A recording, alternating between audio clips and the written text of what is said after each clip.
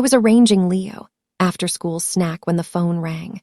Graham crackers, apple slices, a glass of milk exactly half full because the boy had rules about his milk.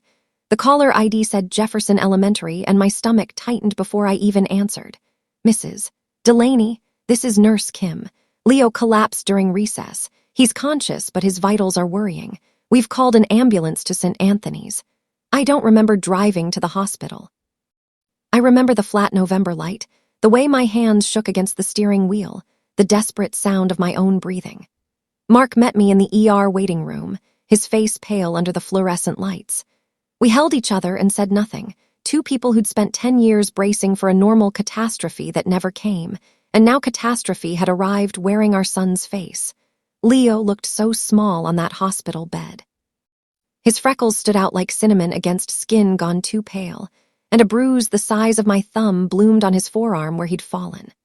The doctors spoke in careful paragraphs about blood counts and bone marrow function, and I nodded along while my mind kept circling the fact that Leo had been mine since the night my sister Melissa handed me a screaming 6-week-old and said she needed to get clean. That was 10 years ago. Melissa went into rehab, then halfway houses, then somewhere in Arizona with a new boyfriend who didn't do drama. Mark and I had been married 3 years, struggling with infertility, and suddenly there was a baby in our guest room who smelled like powder and need. We told ourselves it was temporary. We told the social worker we'd help Melissa get on her feet. But months accumulated into years, and Leo's first word was "Mama," directed at me, and the courts eventually made us his permanent legal guardians. Blood didn't matter. Every school pickup, every fever-soaked night, every birthday cake baked at midnight proved that Leo was ours. Now he was 10, and something inside his body was failing, and I couldn't fix it with a bedtime story. Dr. Okonkwo explained that aplastic anemia meant Leo's bone marrow had stopped producing enough blood cells. A transplant could save him. Family members were the first candidates for matching, so both Mark and I would be tested. Mark put his hand on my back, steady and warm. "Whatever it takes," he said. I believed him. That's the part that still guts me. The phlebotomist swabbed my cheek and drew blood with the same casual efficiency she used on Mark. We sat in vinyl chairs afterward, holding hands, watching Leo sleep through the glass door of his room. I told Mark I loved him. I told him we'd get through this together the way we'd gotten through everything else. He kissed my temple and didn't say a word. 2 days later, Dr. Okonkwo called and asked us to come to her office. She said there was something we needed to discuss before she could proceed with treatment planning. "It bad?" I asked, a pause that lasted one heartbeat too long. "It's complicated." I held Mark's hand walking down that hallway. I remember thinking how much I loved the feel of his knuckles against my palm, the calluses from his woodworking, the way his thumb traced small circles on my skin. I remember thinking we were a family walking into whatever came next. I don't remember how to be that naive anymore. Dr. Okonkwo's office smelled like hand sanitizer and something floral that was trying too hard. She closed the door behind us and gestured to 2 chairs facing her desk. A manila folder sat closed in front of her, and I noticed she didn't open it right away. She just looked at us, her dark eyes moving between my face and Mark, with an expression I couldn't decode. Before I share these results, I want to emphasize that medicine sometimes uncovers information we don't expect, she said. My only concern right now is Leo's health, but I have an ethical obligation to share what the lab found. Mark shifted in his chair. Is he okay? Did you find a match? Leo's condition hasn't changed. He's stable. But the genetic analysis conducted for donor compatibility revealed something that needs your attention. She finally opened the folder, sliding a printed report across the desk. I saw columns of numbers I didn't understand, percentages, a string of markers labeled with codes. We tested both of you as potential related donors. Claire, your markers showed no significant match consistent with a maternal sibling or direct biological relative. That's not unusual for a legal guardian. However, Mark's sample returned a result that is only possible if he is Leo's biological father. The sentence landed in the center of the room and just sat there, poolsing. I said, "That's impossible."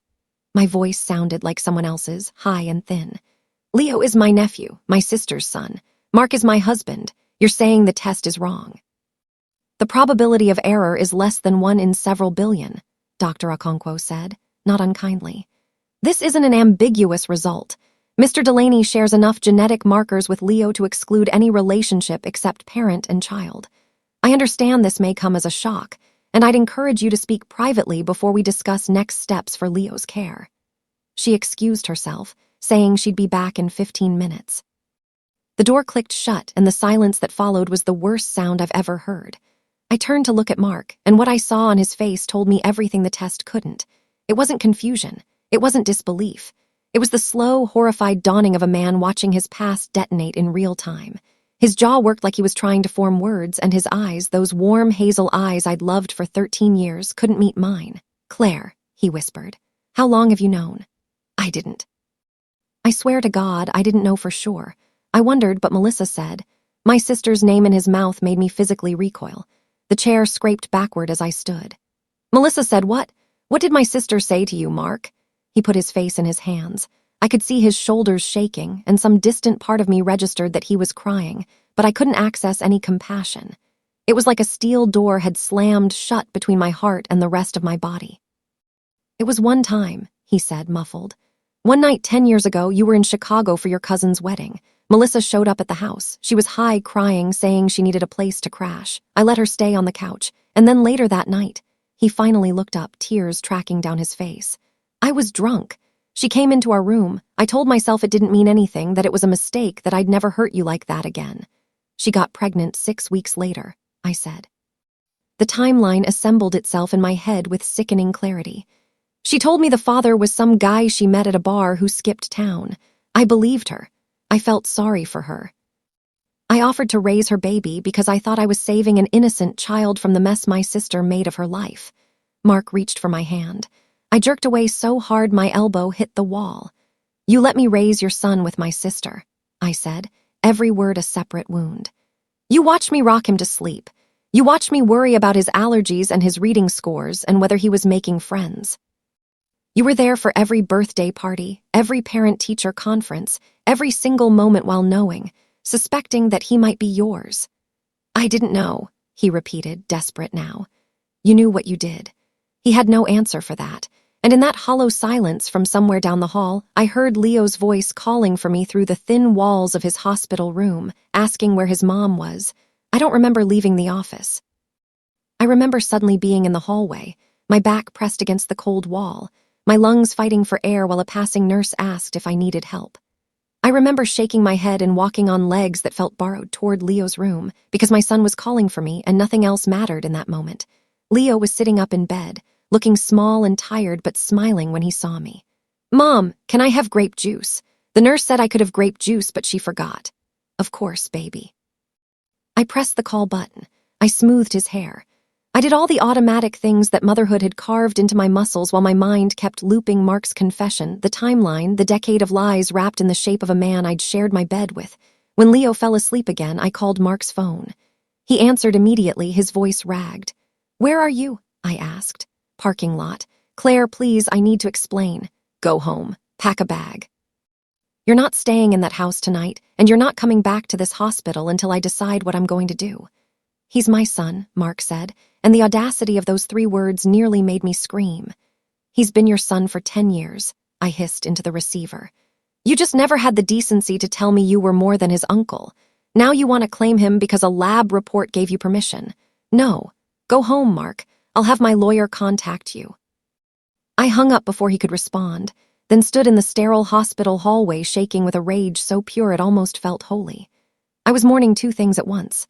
The husband I thought I had, and the sister I'd spent a decade making excuses for, Melissa. Even the shape of her name in my mouth tasted like betrayal now. I defended her to our parents, sent her money when she asked, written letters to her rehab facility, and agreed to raise her child so she could have a fresh start. And the entire time, she carried a secret that would eventually dismantle my entire life. I called her. It went to voicemail 4 times before she finally picked up, her voice groggy despite the fact that it was 2 in the afternoon Arizona time. "Claire, what's wrong? Is Leo okay?" "You tell me," I said, "since you're the one who knows who his father really is." Long pause, then a shaky exhale. "Claire, I can explain." "No," I cut in. "You don't get to explain, you get to listen. Mark already told me about that night. What I need from you is one honest answer. Did you know when you handed me that baby that he might be my husband's son? The silence stretched so long I thought she'd hung up. Then, in a voice smaller than I'd ever heard from my reckless, defiant sister, "I wasn't sure, but I suspected. And I thought it was better if you believed he was just your nephew. I thought it would hurt less." I ended the call without another word. My thumb hovered over the block button, but I stopped myself. I'd need her number later for the legal war I was about to start. That night, I slept in the chair beside Leo's hospital bed, holding his hand through the railing. At 3 in the morning, he woke briefly, his eyes unfocused with medication. "Mom," he murmured, "is Uncle Mark coming back tomorrow?" I stroked his forehead. "Not tomorrow, sweetheart, but I'm not going anywhere." Nodded and drifted off, and I stared at the ceiling of that hospital room, making promises to myself in the dark. Leo was 10 years old. I was the only mother he'd ever known. DNA didn't change a single bedtime story, a single scraped knee I'd kissed, a single packed lunch or goodnight hug. And I would burn down every other relationship in my life before I let anyone take him from me. The next week existed in a fog of hospital routines and furtive phone calls with a family law attorney named Rebecca Okonkwo.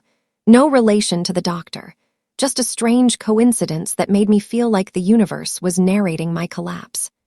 Rebecca was a sharp woman in her 50s with silver-streaked braids and a no-nonsense way of speaking that I clung to like a lifeline. "The legal situation is complicated," she told me during our first consultation, which I conducted from a supply closet while Leo watched cartoons in his room. "You're Leo's permanent legal guardian, not his adoptive parent. That means biological parents retain certain rights, even if they've been absent. Mark's paternity has just been established by a medical test, which gives him standing to petition for custody or visitation. Melissa, as the biological mother, could also reassert her parental rights now that paternity is known. She abandoned him," I said, my voice cracking. "She didn't send a birthday card for 3 years. Mark has been in his life, but as an uncle. Leo doesn't know him any other way, uprooting him now in the middle of a medical crisis. Judges care about the child's best interest," Rebecca interrupted, not unkindly. "You've been Leo's primary caregiver for a decade. You have a strong case for what's called psychological parenthood. But Mark and Melissa both have biological ties, and courts tend to prioritize those unless there's clear evidence of unfitness or harm. We need to move quickly." Quickly was hard when Leo's condition kept deteriorating. The doctors had stabilized his blood counts with transfusions, but Dr. Okonkwo made it clear that a bone marrow transplant was urgent. And the only perfect match on the registry, the only donor whose cells wouldn't risk rejection complications, was Mark. I sat with that knowledge for 2 sleepless nights. Mark was staying at a motel across town, calling my phone every few hours, leaving voicemails I didn't listen to. He'd sent an email detailing his willingness to donate without conditions, but I didn't trust conditions from a man who'd hidden a decade-long lie behind his wedding vows. On the 3rd morning, I called him. "If you donate," I said, "it doesn't change anything between us. I'm filing for divorce. I'm fighting for custody. And if you use this transplant as leverage, I will make sure every person in your life knows exactly what you did." I would never use Leo's life as leverage, Mark said, and he sounded so genuinely wounded that I almost believed him. "Whatever happens between us, he's my son. I want to save him." I swallowed the acidic reply burning on my tongue and gave Dr. Okonkwo the go-ahead. The transplant was scheduled. 2 days before the procedure, Melissa showed up at the hospital. I saw her through the glass doors of the pediatric wing, thinner than I remembered, with dark circles under her eyes and a hesitant posture that looked practiced. She brought a stuffed dinosaur and an apology I had no intention of accepting. "You can't be here," I said, blocking the doorway to Leo's room. "He's about to go through a terrifying medical procedure. He doesn't need the chaos of meeting a biological mother he hasn't seen in years." "His mother," Melissa said, and the word hit me like a slap. "You're the woman who gave birth to him. That's not the same thing, and you know it. You gave up the right to confuse him when you handed him to me 10 years ago." Nurse glanced our way. Melissa's chin trembled. "I just want to see him. I'm sober now, Claire. I've been sober for 18 months. "Glad for you, genuinely. But you don't get to reappear now and play the devoted mom because a lab report gave you permission. Get a lawyer if you want to fight me, but stay away from my son until the courts say otherwise." Security escorted her out. I watched her go, the stuffed dinosaur hanging limply from her hand, and felt nothing but a hollow exhaustion. Later, I would probably cry about the sister I'd lost twice over. But in that moment, all my emotional reserves were reserved for the boy in the hospital bed who kept asking when Uncle Mark was coming back and why everyone was so sad. The transplant took 7 hours. I spent them in a waiting room that smelled like industrial coffee and anxiety, pretending to read a magazine while my mind replayed every significant moment of the past 13 years, searching for clues I'd missed. The late nights Mark claimed were work emergencies. The way he tensed whenever Melissa's name came up. The strange, guilty tenderness in the way he'd watch Leo sleep when he thought I wasn't looking. I should have seen it. That's the thought that kept circling, vulture-like, as the clock ticked forward. A good wife and attentive sister would have noticed something, but I'd been so grateful for the life we'd built, the modest Denver home, the happy son, the husband who brought me coffee in bed every Sunday, that I'd let gratitude blind me. Dr. Okonkwo emerged at hour 6 with a tired smile. The infusion went well. We'll monitor Leo for engraftment over the next few weeks, but the early indicators are positive. Mark's cells are remarkably compatible, which makes biological sense. The clinical reminder was a fresh knife, but I nodded. When can I see Leo? He's in recovery now. You can sit with him in about 30 minutes. I found Mark in a different recovery bay, groggy from the anesthesia used to harvest his stem cells. A nurse had told me he was awake and asking for me, and some residual obligation pulled me toward his room before I could talk myself out of it. He looked diminished in the hospital bed, pale and vulnerable, his arm connected to an IV line. When he saw me, his eyes filled with tears. "I'm sorry," he whispered. "For all of it. I've been a coward for 10 years, and I've ruined everything, and I'm sorry." I stood in the doorway, not crossing the threshold. "I believe you're sorry. I believe you love Leo. But loving him doesn't undo what you and Melissa did, and it doesn't rebuild the trust you shattered." "Can we ever? Is there any chance?" "No," I said, and the finality of it settled over me with surprising peace. "There's no chance for us, but Leo deserves to know the truth eventually in an age-appropriate way, and you deserve a relationship with him if you can earn it. But you'll have to earn it, Mark, through the courts, through supervised visits, through proving to a judge that you can put Leo's needs above your guilt." He nodded, tears sliding into his ears. "I'll do whatever it takes." "Good," I said. "Because I'll be watching." I walked to Leo's recovery room and sat beside his bed, holding his hand the way I'd done since he was 6 weeks old. His eyelids fluttered open briefly, and he gave me a groggy, lopsided smile. "Hi, Mom," he murmured. "Hi, baby, you did so good." "Uncle Mark help?" I squeezed his hand gently. "He did. He gave you some of his special cells to make you better." Considered this for a moment, his 10-year-old brain grappling with concepts far beyond his understanding. "That was nice of him." "Yeah," I said, my throat tight. "It was." The custody hearing was scheduled for 3 weeks later.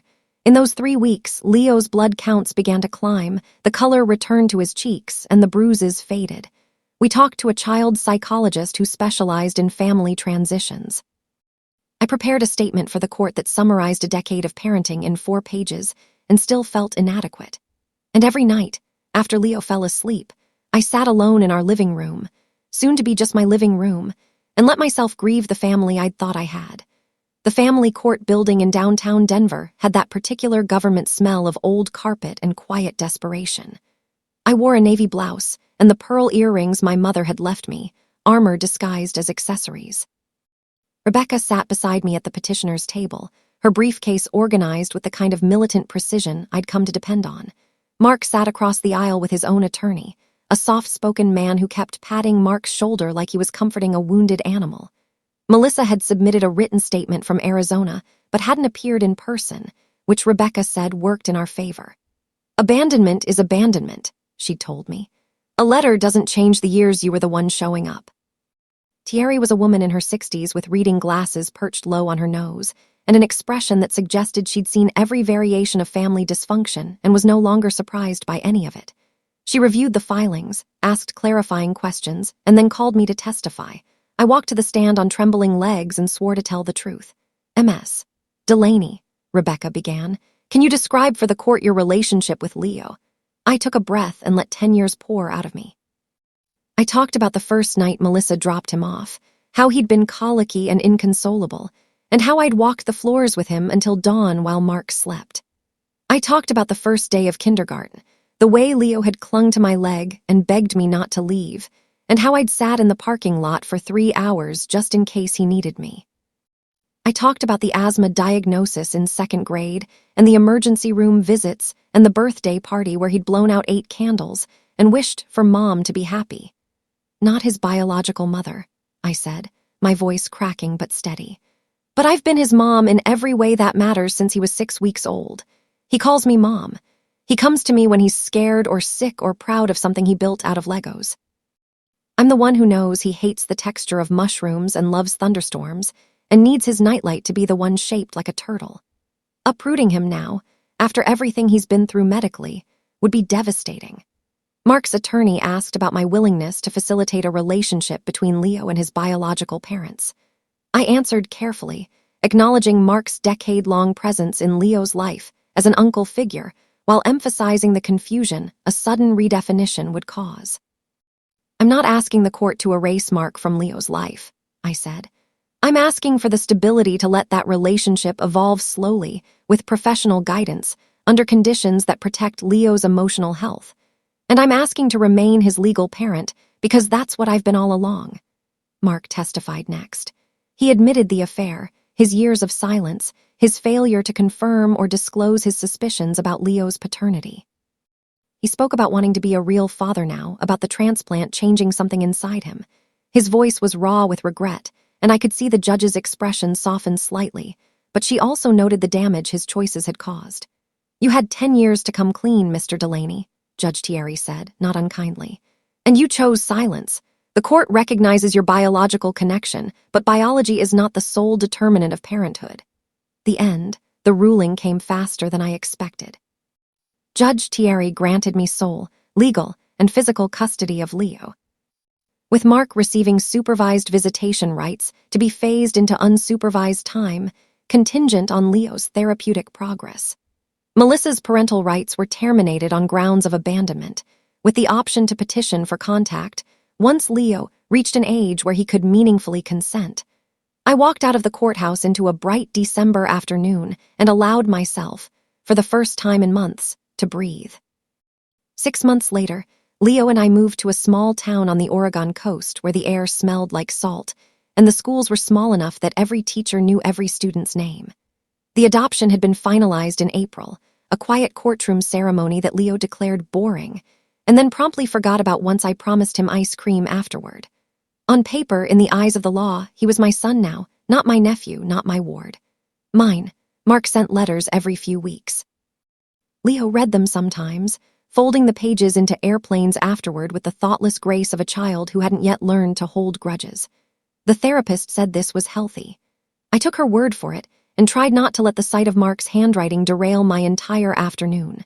Melissa had faded back into her own life somewhere in the Southwest, sending sporadic texts that I answered with brief, factual updates. I'd stopped expecting an apology that would feel sufficient. The wound she'd caused had scarred over, tender but no longer bleeding. One July evening, Leo and I sat on the back porch of our rental house, watching the sun sink into the Pacific. He was 11 now, taller than he'd been in the hospital, his hair bleached blonde by the coastal sun. The transplant had held. His blood counts were normal. He joined a summer soccer league and made friends and only occasionally asked why we'd left Denver. "Mom," he said, tracing patterns on the wooden deck with his sneaker, "can I ask you something? Anything. Is Uncle Mark really my dad?" I've been preparing for this question since the day Dr. Okonkwo slid that report across her desk. Rebecca and the therapist had both advised honesty scaled to his age. No lies, no secrets that could fester. "Yes, sweetheart, he is, biologically. You were made from part of him and part of my sister Melissa." Leo was quiet for a moment. "But you're my mom." "Not her. Your mom," I agreed, my throat tight. "I've been your mom since you were a tiny baby, and I'm going to be your mom forever. That's what the adoption means. Nobody can change that. So Mark is my dad, but you're not married to him anymore." "That's right," nodded slowly, processing in the serious way he had. "Does that mean I have to call him dad?" "Only if you want to. You get to decide what kind of relationship feels right to you, and you can take as much time as you need." Long silence. A seagull cried somewhere down the beach. Leo leaned against my shoulder, his head fitting into the hollow beneath my collarbone the same way it had when he was a colicky infant, and I'd walked the floors with him through those endless nights. "I think I want to call him Mark for now," he said. But maybe one day I'll want to call him Dad. Is that okay? I kissed the top of his head, my eyes stinging. That's perfectly okay. You get to choose. Watched the sun finish its descent, the sky shifting through oranges and pinks to a deep, quiet blue. Leo's breathing steadied into the rhythm of approaching sleep, and I held him there on the porch, the way I'd held him through every chapter of his life, through colic and first steps, through illness and recovery, through the earthquake that had reshaped our family and somehow left the two of us still standing. The revenge I'd imagined in those early, furious days had been sharp and cinematic. Exposure, ruin, a courtroom confrontation that left everyone who'd wronged me shattered. But the justice I actually found was quieter than that. It lived in the legal documents that named me Leo's mother. It lived in the Pacific sunsets and the soccer practices and the slow, unglamorous work of healing. It lived in the fact that I'd refused to let betrayal harden me into someone I wouldn't recognize. Mark and Melissa would carry their own consequences, shaped by choices only they could answer for. My job wasn't to punish them. My job was to keep showing up for the boy who'd called me Mom before he could speak, and who still called me Mom now, his trust intact, his future wide open. I didn't need to burn anything down. I'd built something stronger from the ashes, and that, I realized, was the only revenge that had ever been worth pursuing.